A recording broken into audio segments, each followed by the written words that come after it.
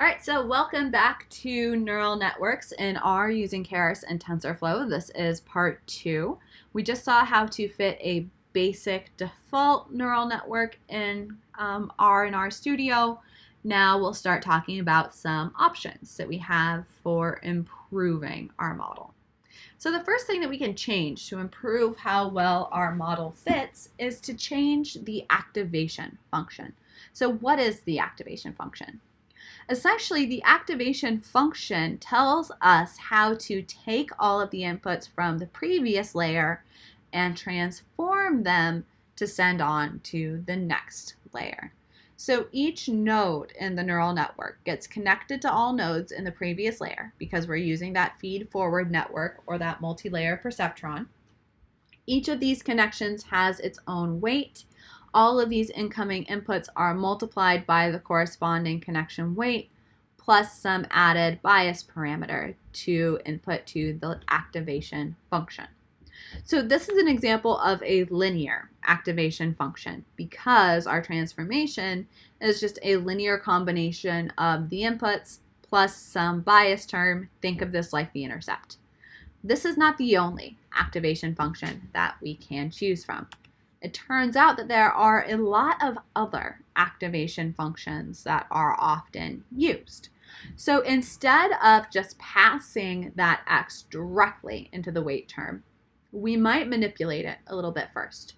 So we might pass the sigmoid of x in, for example. So a function like this.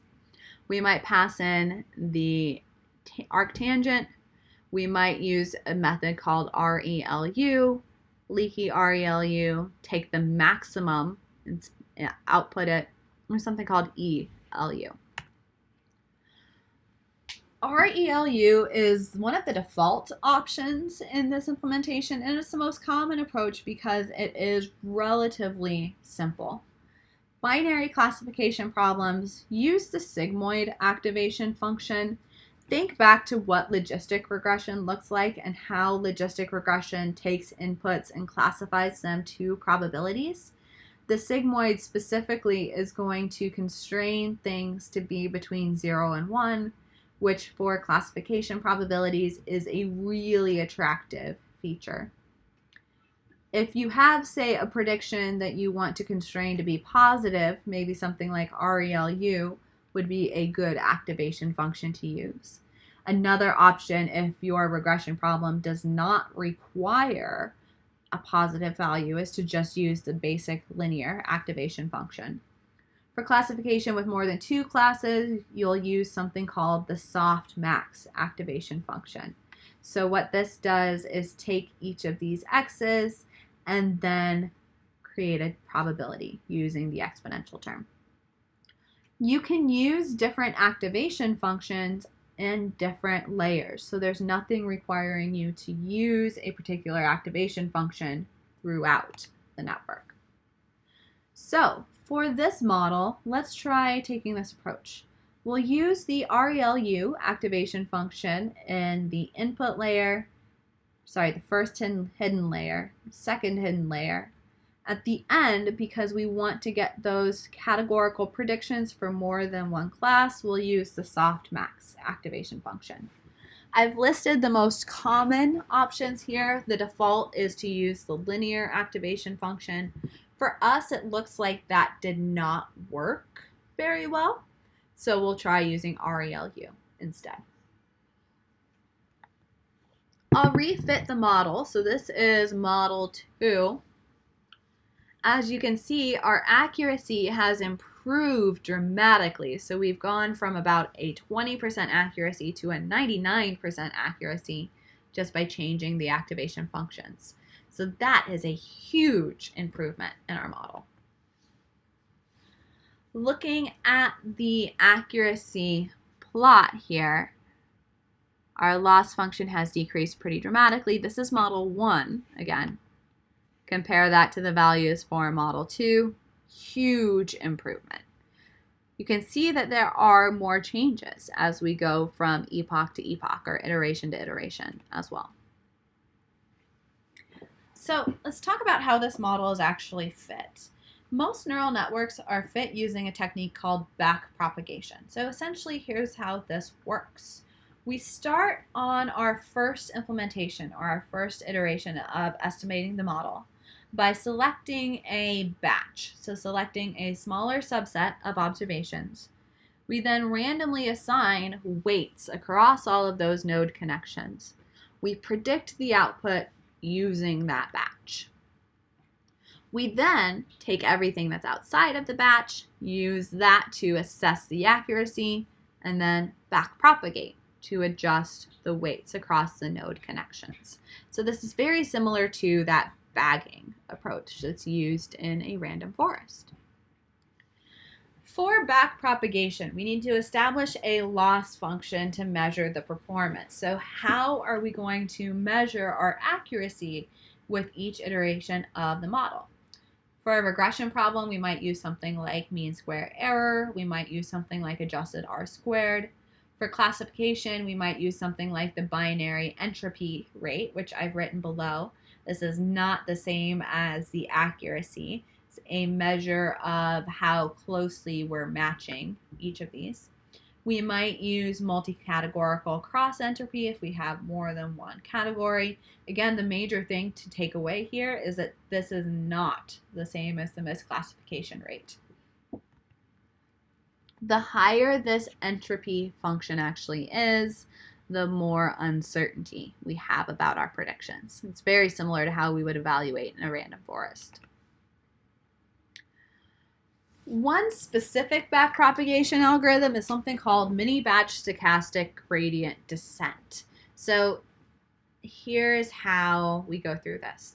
On each run, the neural network will measure performance based on the loss function using those observations that are out of the batch. We'll then work backward through the layers, calculating the gradient or the derivative of the loss with respect to those network weights. We'll adjust the weights in the opposite direction of the gradient, select another batch, and then rinse and repeat. There are lots of variations on this algorithm, which are unfortunately kind of beyond the scope of the class for today. The basic idea of all of these are the same. The things that really change are two things. The learning rate, so how fast that gradient is changing or how much influence we're allowing that gradient to have, and then the momentum, how much of the previous step we're remembering. The optimization functions that we have available to us in Keras are stochastic gradient descent, RMS prop, that's good for something called recurrent neural networks, the AdaGrad optimizer, the AdaDelta optimizer, the Atom optimizer, which is a slight tweak on this, the Adamax operator, and the N-Atom, which is this with a slight tweak. To see how these all work, there's a really nice demonstration that I found online. The basic takeaways here is that the three algorithms that are moving fairly quickly to a solution are AdaGrad, AdaDelta, and RMS prop. They're achieving that minimum fairly quickly. Momentum and NAG are taking a little longer to get there. That's the Nesterov AdaGrad. And then stochastic gradient descent, SGD, is actually the slowest of these. Gradient descent or stochastic gradient descent is slow, but it stays on this path pretty much the entire time. AdaGrad, AdaDelta, and RMS prop are much faster, but they can get off course. Same with momentum and NAG. They can get relatively off course as well.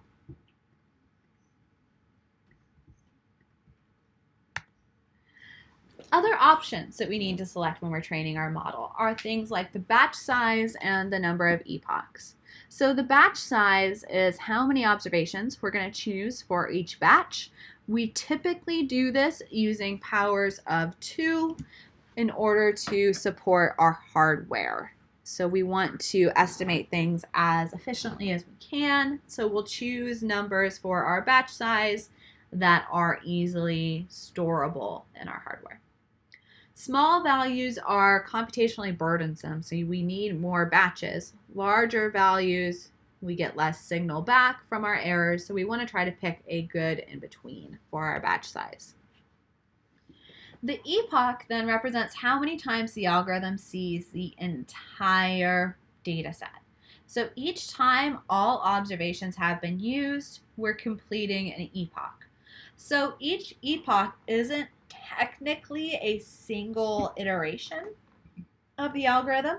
It's often several iterations of the algorithm in order for all of the observations to have been used. So we are actually running this in more steps than our epochs. For the MNIST training data set, we've got 60,000 observations, so we'll just see what we would need. If we have a very small batch size, say we're taking 32 observations at a time, that means that we would need to run this model 1,875 times per epoch.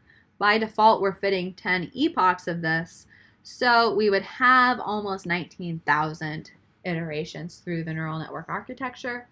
With a larger batch size, we can do far fewer runs to complete an epoch. We can also use some validation splitting, so we can decide how much data to hold out, so we don't need to define our training and testing data sets separately from this. You can also add an option here called verbose. If you don't want to see the live updates of your loss function, set this to false. So where we choose or where we allow each of these options to be selected is in the fit function. So our neural network architecture is almost the same as before. I've decreased the number of units that's being used in that first hidden layer just to speed things up a little bit.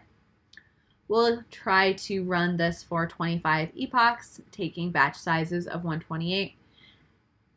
This is already split into a training and testing data set, but just for demonstration's sake, we'll set our validation split to be 20%. So we'll leave out 20% of our observations. Our accuracy is about 99.8%, so very high. Our validation accuracy, so our accuracy on the testing data that we have left out, is about 97%. So we're getting some pretty good classifications from this model. When we plot this, we can see two things. We can see the prediction or the performance on the training data set compared to the performance on the testing data set or the validation data set. If we have a model that is overfit, you'll see something like this, where we're performing better on the training data set than we are on the testing or validation data set. So ideally, we'd like to see these two curves overlap. There are lots of different ways that we can fine-tune this deep neural network. Many of these choices are just guessing and checking. We can adjust the model size. We can add something called batch normalization. We can add regularization, which should sound familiar. And then finally, we can adjust the learning rate. If we have a higher model capacity or a larger model with more layers and nodes, we're able to have more memorization of the model. So the model learns more features and more patterns. The problem here is that a bigger model might learn too many, might overfit. Our goal is to find a model that overfits slowly. So if we're going to eventually overfit, we want to get there slowly so that we can dial it back. So if we look at this set of model capacities, and I'm actually going to solve, or I'm going to run all of these. This took about 2.5 minutes to run on the computer in my office back on campus.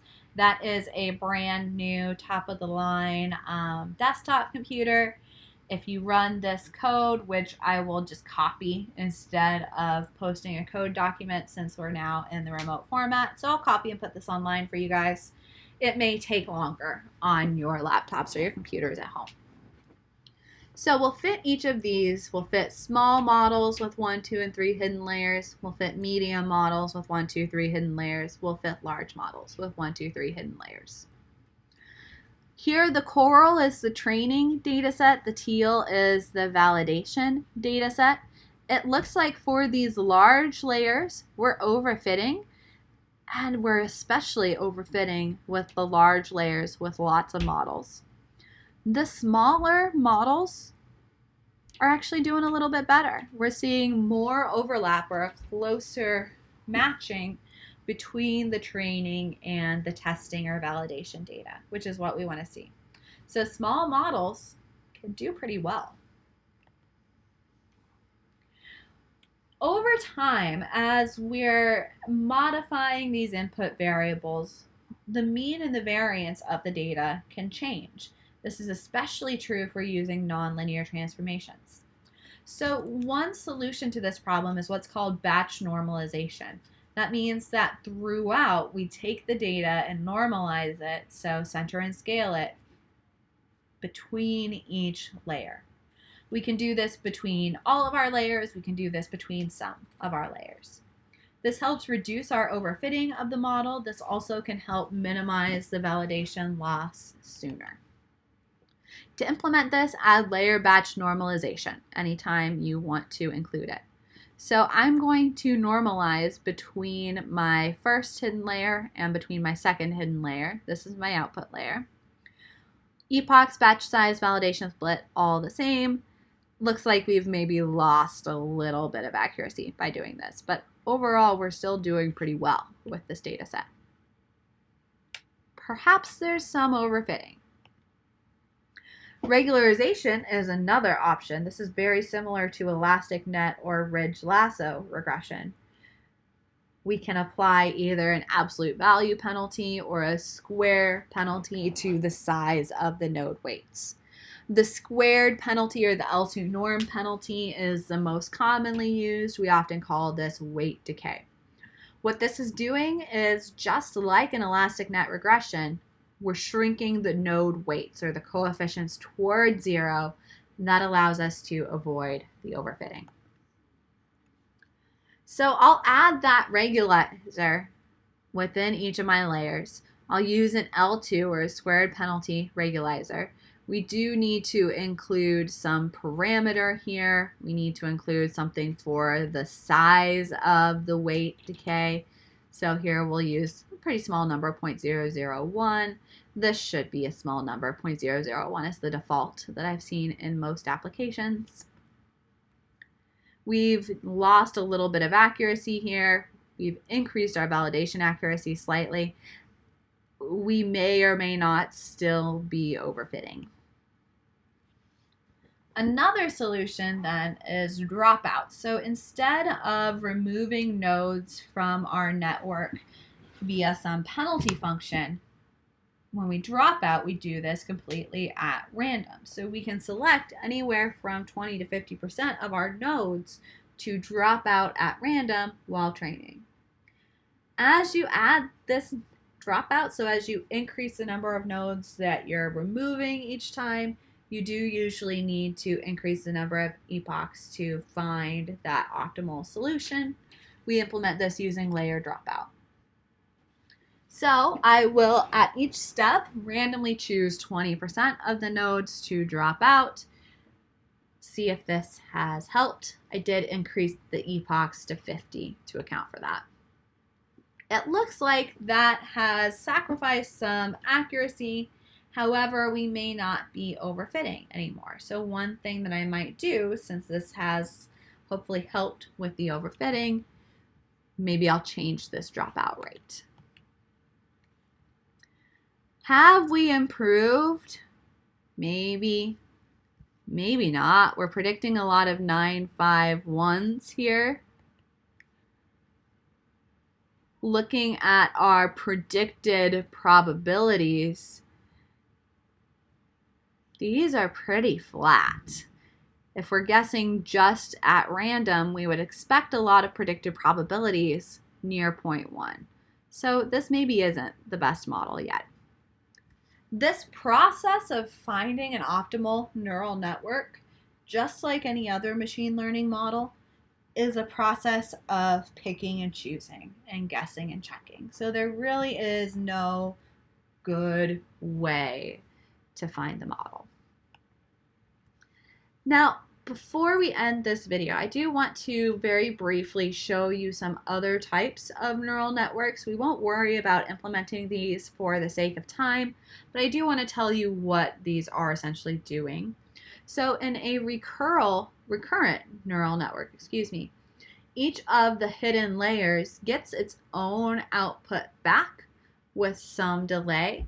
So we take the output, put it back into the hidden layer to see if that will help with our model. Another type of neural network that could be used is something called an autoencoder neural network. So this is the unsupervised analog to neural networks. There's no right answer. We're just outputting some class membership, for example. So similar to, say, clustering, but in a neural network framework. Convolutional neural networks, these use regularization and convolutional layers. So that's simply another type of transformation in at least one layer. Adversarial networks, or GANs, use double networks. So we have two networks, a generator and a discriminator, that essentially are trying to trick one another. There's a really fun application of generative adversarial networks to images. If you want more information, you can check out the image below, doing things like classifying maps to projections, days to night, coloring in handbags, all kinds of fun stuff happening with this. Hello Kitty and Nan Cat is another really cool example. So this is just a very brief scratching the surface of neural networks. And unfortunately, that's really all we're going to have time for this semester due to the remote learning constraints. So on your homework assignment, you'll get some practice working with this neural network architecture and building a neural network for another type of, another image data set. It will be a smaller data set than this. I did try loading the MNIST data set into the RStudio Cloud instance that I created. Spoiler alert, it hits the memory limit for RStudio Cloud, so I will try to find something that is within that memory limit. Wish me luck. Have a great day, and I will talk to all of you soon.